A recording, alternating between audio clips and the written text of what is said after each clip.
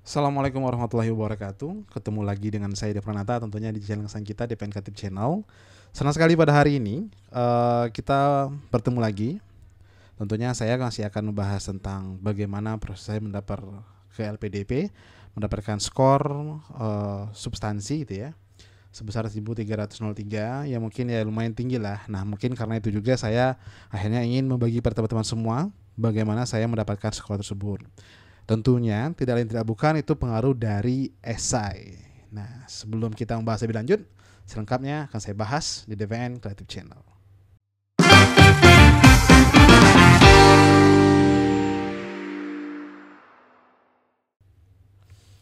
Baik teman-teman semua, langsung saja kita akan coba bahas. Pertama, ada ketentuan dari LPDP terbaru, di mana pada tanggal 10 Juli LPDP memposting tentang ketentuan esai. Jadi ketentuan esai di sini kita yang awalnya ya dulu esai itu hanya mendeskripsikan komitmen kembali ke Indonesia, rencana pasca studi dan rencana kontribusi untuk Indonesia di Indonesia.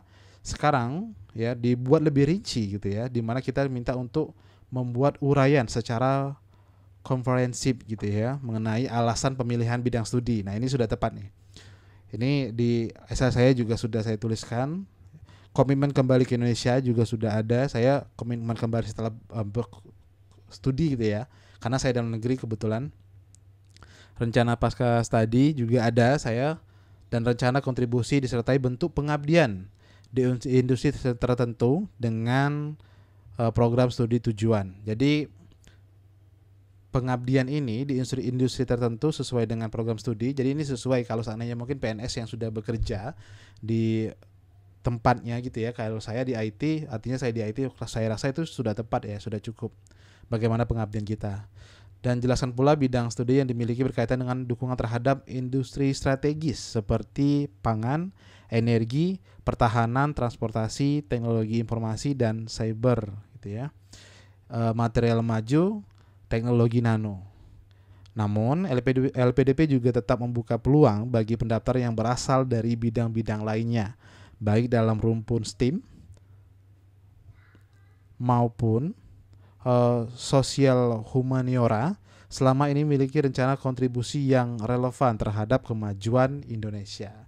Nah, artinya teman-teman walaupun tidak masuk dalam kategori 7 ini, tapi kalau teman-teman dirasa sangat kuat dan kontribusi yang kuat relevan dengan kemajuan Indonesia, saya rasa ini masih bisa dimajukan. Nah, mengingat hal ini saya mengingat lagi bagaimana saya menyusun CV saya dan juga esai saya.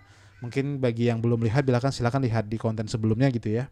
Nanti akan terlihat di sana. Nah, yang saya akan mau ajak teman-teman lihat di sini terkait perubahannya. Di sini kalau kita lihat gitu ya, secara ini alasannya mengenai alasan bidang studi gitu ya. Komitmen kembali ke Indonesia, rencana pasca studi gitu ya, rencana kontribusi disertai bentuk pengabdian. Saya tertarik lagi membahas bagaimana esai saya. Mungkin teman-teman bagaimana esai saya bisa dilihat di konten sebelumnya gitu ya.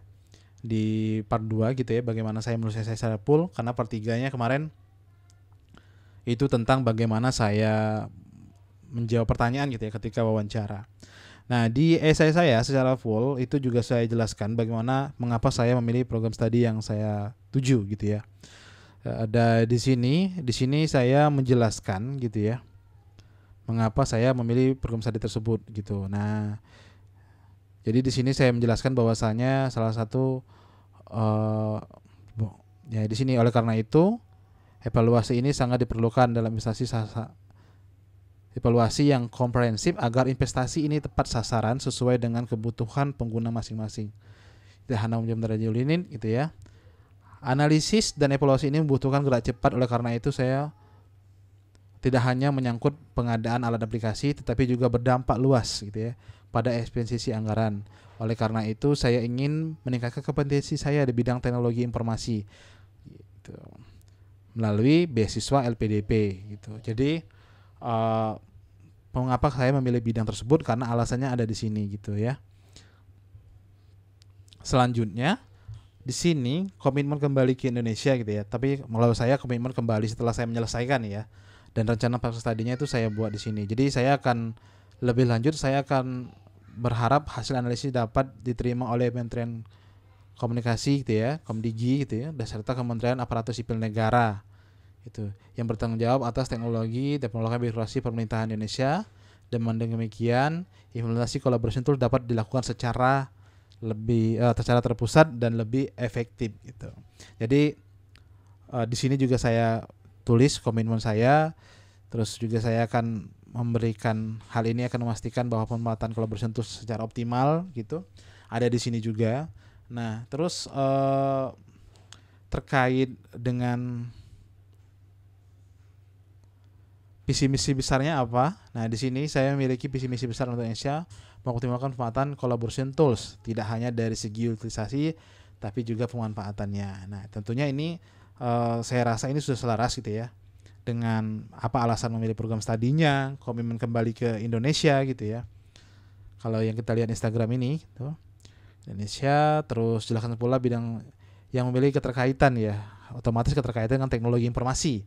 Karena saya membahas collaboration tools salah satunya itu yang sering kali digunakan oleh teman-teman semua gitu ya, khususnya ASN yang mungkin dulu sudah terbiasa menggunakan ketika dampak pandemi COVID-19 dan saat ini masih menggunakan aplikasi yang digunakan untuk keperluan kolaborasi itu ya secara bersama jarak jauh, dan juga mendukung FWA. Nah, di sini saya juga menjelaskan bahwasanya arahnya itu menerapkan protokol ini di sini ada gitu ya.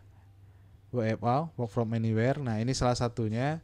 Jadi salah satu rencana pasca studi saya untuk diserahkan kepada tidak hanya Kementerian Keuangan tapi Komdigi dan juga Menpan RB supaya dapat membuat atau menganalisa kebutuhan collaboration tools di ASN Kementerian Keuangan.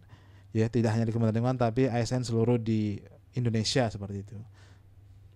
Sehingga pelaksanaan work from anywhere gitu ya, itu bisa berjalan dengan baik gitu. Nah, teman-teman, mungkin dalam pembuatan CP ini saya tidak bahas seluruhnya. Teman-teman nanti bisa lihat di postingan saya sebelumnya gitu ya. Nah, tentunya teman-teman dengan adanya ketentuan baru esai ini diharapkan teman-teman dapat memenuhi, sudah mempersiapkan di esainya pastikan poin-poin ini gitu ya. Pertama, alasan pemilihan bidang studinya kenapa gitu ya. Tentukan sebelum kita kenapa alasannya pasti kita harus jelaskan dulu dasarnya apa gitu ya. Karena kita berkaitan dengan apa yang akan kita analisis gitu ya. Karena saya kan sudah jelas itu collaboration tools gitu ya di sini. Nah, tentunya ini teman-teman semua dapat berkaca dari situ juga. Terus komitmen kembali ke Indonesia ini kalau yang dari luar negeri gitu ya. Kalau saya lebih ke arah rencana pasca studinya gitu ya. Jadi setelah pelaksanaan saya kuliah nantinya, jadi apa yang akan saya lakukan gitu ya. Dan analisisnya akan seperti apa dan apa yang akan saya berikan gitu. Dan apa yang rencana saya ke depannya lebih luas untuk Kementerian Keuangan tapi untuk Indonesia itu apa gitu. Nah, selanjutnya di sini ada disertai bentuk pengabdian di industri tertentu sesuai dengan program studi tujuan. Nah, kalau mungkin ini yang tidak selaras mungkin ya, tapi kalau sejauh ini kan saya selaras gitu ya. Saya rasa selaras semua. Mungkin arahnya kalau seandainya mungkin ada yang belum bekerja gitu ya. Jadi mereka nanti ada pengabdian mungkin di Komdigi gitu ya dan sebagainya.